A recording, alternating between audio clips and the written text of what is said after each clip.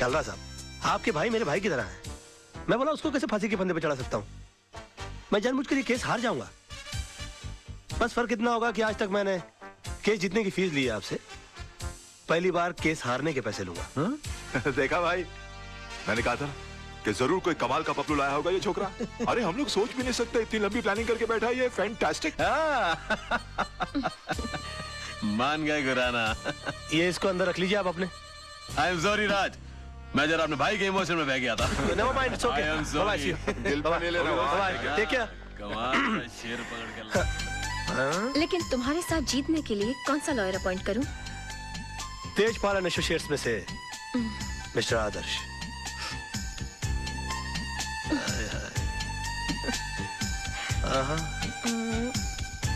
अच्छा तो ये लो। उफ, याद आए। बाबा मेरे को तो बहुत बड़ा लोचा लग रहा है यार। क्या हुआ रे? अरे राज और आदर्श के बीच में 36 का आंकड़ा है यार। राज और आदर्श आपस में एक दूसरे को नीचा दिखाने के लिए एक से एक टिप्पस लड़ा रहे। राज ने यहाँ तक कि आपके भाई का केस है ना आदर्श को भी दे दिया। मेरे को तो पूरी दाल काली लग रही है। बात करके देखो आप।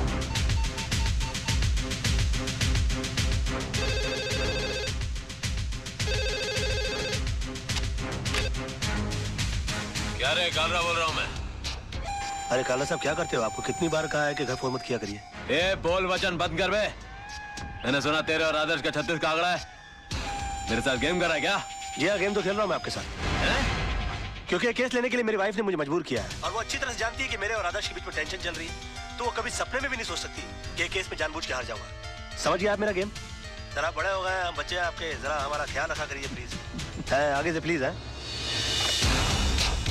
दिमाग है और बंदे में दिमाग तो है।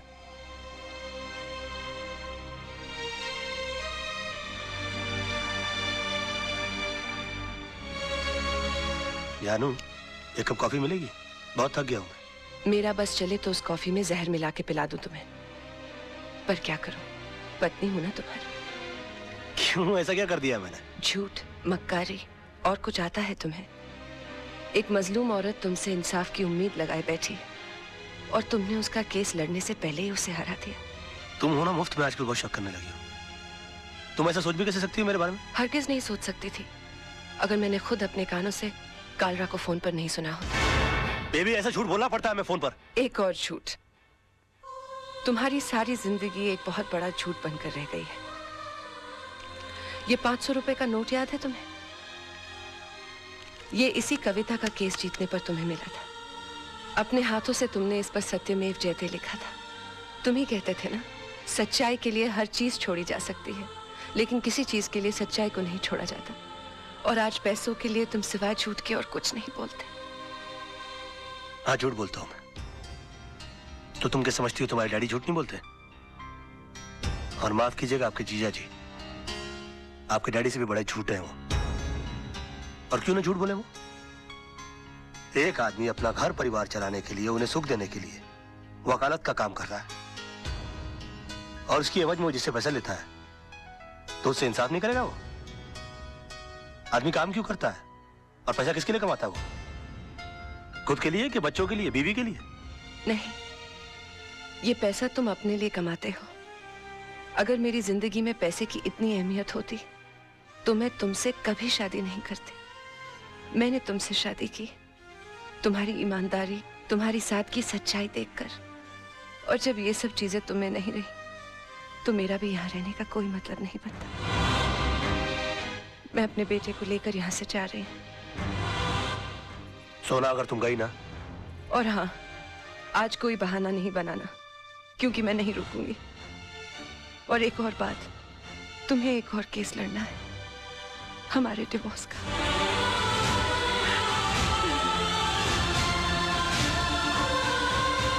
सोना, बेबे, जानू,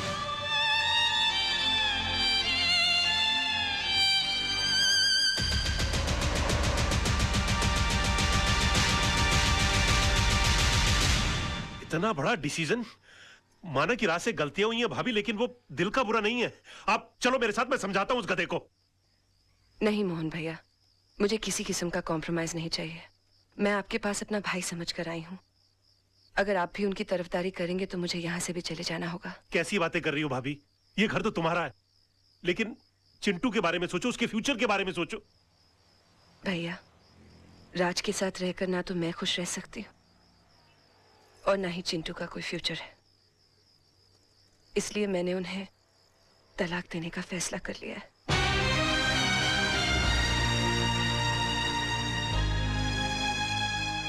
अंकल, ये तलाक क्या होता है? बेटे, भगवान ना स्वर्ग से जोड़े बनाकर धरती पे भेजता है और इंसान उसे तोड़कर जो पाप करता है ना, उसे तलाक कहते हैं। अंकल, अगर मेरी मम्मी पापा अलग हो जाएंगे तो मैं किसके पास रहूंगा? बेटे, ये तो कोर्ट फैसला करेगा कि आप पापा के साथ रहोगे या मम्मी के साथ। कोर्ट मुझसे नहीं पूछेगी कि मुझे किसके साथ रहना है? पूछेगा ना। तब तो मैं बोल दूंगा मुझे मम्मी पापा दोनों के साथ रहना है, तब तो तलाक नहीं होगा ना? ऐसा नहीं होता बेटे, और फिर तुम्हारी मम्मी भी तो नहीं चाहती कि पापा के साथ रहे। क्यों? तुम्हारे पापा के झूठ से तंग आ चुकी हैं वो। अंकल, अगर मेरे पापा झूठ बोलना छोड़ दे तो मम्मी पापा को छोड़ के नहीं जाएगी ना? शायद बेटे।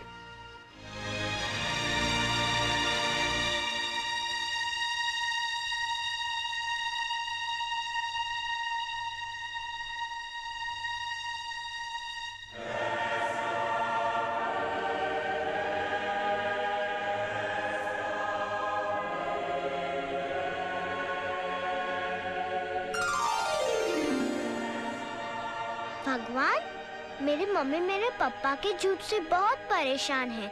आप चाहो तो क्या नहीं हो सकता, ऐसा चमत्कार करो कि मेरे पापा कभी भी झूठ नहीं बोले। अगर चाहे भी तो उनके मुंह से कभी भी झूठ नहीं निकले। Thank you. राज, आज मैं बहुत खुश हूँ क्योंकि तुम्हारी बोर बीवी से तुम्हें छुटकारा मिल गया। उठ! उठ! क्या मेरी गोद को कुर्सी समझ रखा है जो बार बार आकर मेरी गोद में चढ़ जाती है? हाँ? या कबूतर खाने का चबूतरा समझ रखा है इसको? और हाथ पांव से इतनी तगड़ी है कि किसी कमजोर आदमी की गोद के अंदर बैठ जाओ ना तो वहीं के वहीं अपाहिज हो जाए वो बेचारा। और तुम क्या मेरी बीवी को बोर बोलती हो? तू बहुत बड़ी टाइम पास है। हाँ? अरे वो तो अपने प्रोफेशन को आगे बढ़ाने के चक्कर में, अपने आप को आगे ले जाने के चक्कर में मैं तुम्हारे चक्कर में आ गया। अरे मैंने कभी अपने सगे बाप को प्यार नहीं किया तो तुमको क्या प्यार करूंगा मैं? हाँ, और एक बात कान खोल कर सुन लो, मेरी बीवी इतनी बड़ी बोर नहीं है जितनी बड़ी तू चोर है।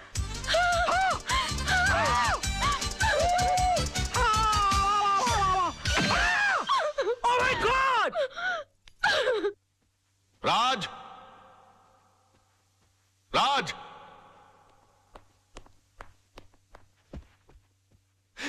ये मैं क्या सुन रहा हूं बेटे?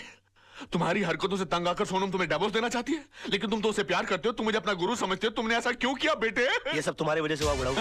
और तुम मुझे को कोस रहे हो। बड़ाऊ? हाँ बड़ाऊ। बेटी को पाला कोसा बंगले के अंदर और उसके बाद शादी के बाद सड़ने के लिए छोड़ दिया साला चाल के अंदर। हाँ? अरे वो तो कम अकल थी, लेकिन तुमको तो अकल थी, तुम रोक सकते थे उसको। लेकिन नहीं, मैंने तुमको अपना गुरु माना और तुमने क्या किया मेरे साथ? गुरुद्वारे के बाहर हाथ में कटोरा देकर भिखारी बनाकर खड़ा कर दिया मुझे और बोले बेटा मांग भी। बड़े दामाद को देवी चलाने के लिए कंपनी, और मुझे क्या दिया? Social service centre. कहाँ गरीबों की दुआ लगेगी? मेरी बद्दुआ का डर नहीं लगा तुझे बुड्ढे? हाँ? बड़ी बेटी की शादी के बाद रिटायर नहीं हुआ, लेकिन मेरी शादी करते रिटायर होकर भिंडी और आलू उगाने के लिए चला गया गाँव के अंदर। और याद है किस तरह से पीठ पर हाथ मारकर मुझसे कहा, हाँ, कि बेटे I am proud of you my son, I am proud of you. मेरी बेटी खाली हाथ घर से जा रही है। अरे यार, जब बच्ची के हाथ में कुछ दोगे नहीं तो खाली हाथ ही जाएगी घर से। इतना भी नहीं कि महीने 2 महीने का खर्चा दे देते, लेकिन ना, कहा कि मेरी सारी चिंता दूर होगी। अरे अपनी चिंता जब दूसरों को दे दोगे तो खुद की चिंता तो दूर हो जाएगी ना। 2 बेटी पैदा कर सकते हो, 2 घर दमाद नहीं पाल सकते ना।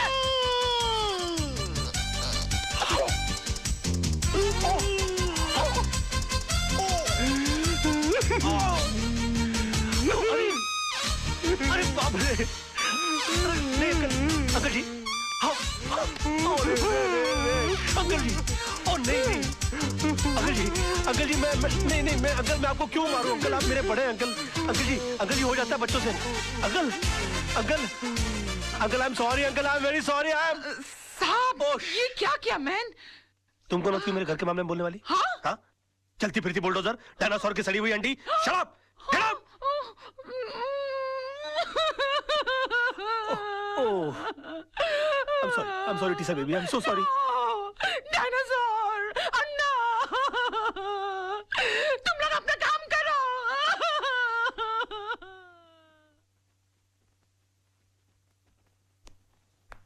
योर ऑनर, मेरे क्लाइंट मिस्टर विनोद कालरा पर श्रीमती कविता म्हात्रे ने यह इल्जाम लगाया है कि उन्होंने उनके पति मिस्टर आनंद म्हात्रे को घर से अगवा करके उनका कत्ल कर दिया है। और यह हकीकत नहीं है ऑनर। ट्रेन के कंपार्टमेंट में मिस्टर आनंद म्हात्रे की लाश के साथ एक सुसाइड नोट बरामद हुआ है, जिसमें यह साफ साफ लिखा हुआ है कि हालात से तंग आकर उन्होंने आत्महत्या की। Yes your honour. Mrs Mhatre की कंप्लेंट है कि 13 अक्टूबर को सुबह 11 बजे उनके पति को अगवा कर लिया गया, बट 13 अक्टूबर को ही 11:05 पर मिस्टर विनोद कालरा मेरे सामने बैठे हुए थे। उनकी कार की टक्कर एक ट्रक से हो गई। वो कंप्लेंट लिखवाने आए थे। मैंने FIR लॉन्च करके इन्हें भाटिया हॉस्पिटल ले जाकर इनकी मलहम पट्टी करवा दी, बस। शिरोडकर, तू कितना झूठ बोल रहा है? भूल गया 13 अक्टूबर सुबह 11 बजे तू कोर्ट में था? तुझ पर खुद रिश्वत लेने का मुकदमा चल रहा था। इंस्पेक्टर शिरोडकर, क्या ये सच है? योर ऑनर जी, लेकिन मैं क्या क्या क्या क्या क्या चुप रहो। इंस्पेक्टर शिरोडकर को हिरासत में लिया जाए।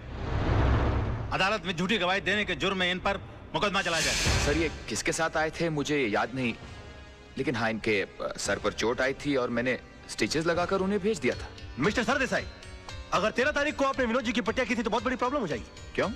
क्योंकि 12 अक्टूबर से लेकर 17 अक्टूबर के बीच में मिसेस सरदेसाई गोवा के मेरिट होटल में सरदेसाई जी के साथ छुट्टियां मना रही थी। और अगर वो सरदेसाई आप नहीं है तो फिर वो सरदेसाई कौन थे? क्या बकवास कर रहे हैं आप? Just shut up. अरे वो किसी और के साथ नहीं, मेरे साथ ही थी। हम हस्बैंड वाइफ छुट्टी मनाने गए थे। तो अगर आप 12 अक्टूबर से छुट्टियां मना रहे हैं गोवा के अंदर, तो 13 अक्टूबर को विनोद जी की पट्टियां किसने की? डॉक्टर सरदेसाई को भी हिरासत में लिया जाए। इनका मेडिकल प्रैक्टिशनर सर्टिफिकेट भी कैंसिल कर दिया जाए। Court is adjourned till tomorrow. क्या हो गया मुझे? ये मैं क्या वकील, क्रिकेट खेलने का मूड में क्या? 2 बॉल में 2 विकेट, इरादा क्या है तेरा? क्या हो गया मुझे? ये क्या हो गया मुझे? क्या हो गया मुझे? मैं इतना सच क्यों बोल रहा हूँ? Good morning sir. आज आप नहीं बोलोगे मैं कैसी लग रही हूँ? श्रीदेवी या माधुरी? सब बताओ ना प्लीज। शैतान की खाला लग रही हो। ऐसा बम लग रही है जो कभी भी फट सकता है। तुम बुर्का पहनकर क्यों नहीं निकलती हो? तुमको मालूम है बच्चे लोग देखकर कितना डर जाते होंगे? No, I am not mean. तुम बैठी हो तो ऐसा लगता है जैसे कोई भैंस पानी में बैठ गई हो। I resign. Sir sir sir sir sir मैं कैसा लग रहा हूँ? लग रहा हूँ ना बिल्कुल धर्म जी जैसा। धर्म जी की इतनी बेइज्जती। बे तू धर्मेंद्र नहीं, तू बंदर लग रहा है। चलते फिरते कुरमुरे की गोनी, दिन भर डुक्कर की तरह खाता रहता है। एक दिन फुग्गे की तरह फट जाएगा। सड़क पर तेरी लाश पड़ी होगी, उठाने के लिए कुली बुलाने पड़ेंगे। और कभी कभी नहा भी लिया कर। भैंसे तेरे कपड़े इतने बांस मारते हैं, पूरा स्टाफ परेशान रहता है तुझसे। हॉस्पिटल में क्लोरोफॉर्म की जगह अगर तेरे कपड़े सुंगा दिए जाए ना तो पेशेंट कोमा में चला जाएगा। अबे पेट मत खींच। पेट खींचने के बावजूद तेरा पेट बाहर रहता है। मुर्दे के बाल काट देने से उसका वजन हल्का नहीं हो जाता। मैं क्या बकवास कर रहा हूँ? मैं क्या बोल रहा हूँ? मेरे कंट्रोल में। अबे तू कंट्रोल में आ जा वरना तुझे काट के फेंक दूंगा मैं। डार्लिंग, सोना, लव, माय बेबी, तुम यहाँ क्या कर रही हो? तुम चली जाओ ऐसे। आज के दिन मुझसे कोई नहीं मिलेगा। प्लीज प्लीज तुम चली जाओ ऐसे। मैं तुमसे बात करने नहीं आई हूँ। मैं सिर्फ इतना पूछने आई हूँ कि तुमने डैडी से ऐसा क्या कह दिया कि उनका BP लो हो गया, उनके लिए डॉक्टर बुलाना पड़ा? ओहो, तो बुड्ढा बच गया। हाँ? मैंने तो सोचा था कि अब तक निकल लिया होगा। क्या बकवास कर रहे हो? बकवास नहीं, मैं सच बोल रहा हूँ। मैंने तो उनसे भी साफ साफ कह दिया कि मैंने उनके नाम और दौलत के चक्कर में तुमसे शादी की थी। हाँ, तुम्हारे पीछे मैं लट्टू बनकर इसलिए पड़ा हुआ था। तुम्हारी गाड़ी के सामने मैं झूठ मूठ कूदा था। मगर तुम इतनी बेवकूफ लड़की हो कि इतना छोटा सा झूठ नहीं पकड़ पाई। तरबूज में कान नाक मुंह फिट किए हुए तुम्हारे बाप की शक्ल की इंसान की मैं पूजा करता रहा, ये सोच करके वो मेरी जिंदगी की छतरी बनेंगे। मगर तुमने मेरे सर से छपलाई गुल कर दिया। सम्मान और खुदारी के चक्कर में तुमने मुझे मदारी बनाकर छोड़ दिया। सॉरी सोना, सोना मुझे माफ कर दो सोना। सोना, मैं क्या करूं? मेरे मुंह से सच ही निकल रहा है। तुमने बोल लिया ना, मैं अपना जवाब कोर्ट में दूंगी। हे भगवान, अब मेरा डिवोर्स होने से मुझे कोई नहीं बचा सकता। ये क्या हो गया मुझसे? सिर्फ मेरा बेटा चिंटू बचा सकता है। चिंटू बेटे, मैं आ रहा हूं। अरे भैया सुनो, जल्दी से सेंट एंड्रयूज स्कूल चलो। ओ पाजी, ओ तुझे मैंने पहचाना? लड्डू सिंह पाजी, असली लड्डू सिंह। अरे यार जो भी, जल्दी चलो यार, जल्दी चलो। चलो बैठो। लड्डू सिंह आ गया बड़ा, पता नहीं कौन होगा लड्डू सिंह। ओ पाजी, वो गड्डी नहीं है। ए अरे यार जल्दी चलो यार। पाजी, तुझे मैंने पहचाना नहीं? अरे जब तुसी पहली बार बंबई चाहे से ना, तो मैंने ਤੁਹਾਨੂੰ आनंद महल ਛੱਡਿਆ ਸੀ। और तुसी मैंने सलाह दी सी कि पाजी किराए दी टैक्सी चलाने ची फायदा है, अपनी गड्डी कभी ना खरीदना। यार पहली बात, तुम कोई अनिल कपूर हो जो तुम्हारी शक्ल देखकर मैं पहचान लूं? 1.5 लाख टैक्सी चलाने वाले लोग हैं शहर के अंदर, किस किस का चेहरा मैं याद रखूंगा। और दूसरी बात यह कि तुमको मैंने सलाह इसलिए दी होगी क्योंकि तुम्हारी शक्ल देखकर ही मैं पहचान गया होगा कि तुम्हारी साइकिल खरीदने की औकात नहीं है। टैक्सी क्या तू घास खरीदेगा? और तुम क्या खाते, क्या अनाज खाते हो कि घास चरते हो मैदान में जाकर? कौन पैसेंजर किस मूड में आकर बैठा हुआ है उसकी कोई होश नहीं है, उसको सड़ाना शुरू कर दिया। और तुम्हारी बीवी तो मजबूर होगी, झक मार के उसको तुम्हारे साथ रहना पड़ता होगा। अगर मैं तुम्हारी बीवी होता ना तो खसबाड़ू खाने सेकंड लात मार के मैं तुमको बाहर निकाल डालता और डाइवोर्स करता, तलाक देता मैं तेरे को। ओए खोते दे पुत्र, लड्डू भाजी और नीचे उतर। नहीं और नीचे उतर यार, गलती हो गई। ताली दे बैगन, नीचे उतर। एक मिनट हो यार, क्या मैं क्या नीचे उतर रहा है? लड्डू भाजी और चल जल्दी, सच बर्दाश्त नहीं हुआ, जुलाब लग गए। ओ चिंटू, ओ चिंटू, मेरे लाल, मेरे पीले, मेरे नीले, ओए यहाँ सब पीले में। ओ चिंटू, ओ चिंटू। मैं चिंटू नहीं हूँ। चिंटू, चिंटू, डैडी। ओ चिंटू, ओ चिंटू, ओ इधर आ यार। ओ चिंटू, ओ बड़ी प्रॉब्लम हो गई है। अरे मेरे मुंह से सच के सिवाय कुछ नहीं निकल रहा। अपनी मम्मी को बोल मुझे छोड़कर नहीं जाए। ऊपर वाले ने मेरी विश कबूल कर दी। तेरी कौन सी विश? अरे डैडी, कल रात को मैंने टूटते हुए तारे को देखकर विश किया कि आप कभी भी झूठ नहीं बोले। लो, इससे अच्छा तो ऊपर वाले से विश कर देता कि तेरे डैडी मर जाए। सुबह से लेकर अभी तक आधी दुनिया मेरी दुश्मन हो गई है। बेटे ऊपर वाले से बोल के तेरी विश कैंसिल कर दे, वरना तेरे डैडी जो है ना, हाँ वो चल पड़ेंगे। अरे डैडी, कल रात को मैंने टूटते हुए तारे को देखकर विश किया, अब दिन में तारे कहाँ से लाऊं? अच्छा बंदोबस्त किया है तूने मेरे बेटा, चल जा खेल। Bye dad. खेल। विश? ऐसा हो सकता है? ए वकील, कोर्ट के अंदर जज के सामने तेरे बहुत उल्टे सीधे पैंतरे थे, बहुत चौड़ा हो रहा था, अभी पतली गली। चल भाई बुला, चल। अबे ओए, कोल्ड ड्रिंक के खाली बोतल के मुड़े हुए स्ट्रॉ, घिसी हुई कोल्हापुरी चप्पल। ये देख, ये देख। अरे सुबह सुबह ब्रांडी मार के कोर्ट गया था कि अपने विटनेस सुना दिए। अरे मेरा यकीन मानिए काना भाई, मुझसे झूठ बोला नहीं जा रहा यार। चुप कर, चुप कर। तू तो इतना बड़ा झूठा है कि माँ के पेट से पैदा होकर पहला रोना भी झूठ मूठ कर रोया होगा। ये वकील, विनोद भाई को कुछ भी हुआ ना, ईमान से इसके अंदर छेछे ऐसा मुंह खोल के पेपरमेंट की तरह पेट के अंदर नहीं डाल दिया। क्यों?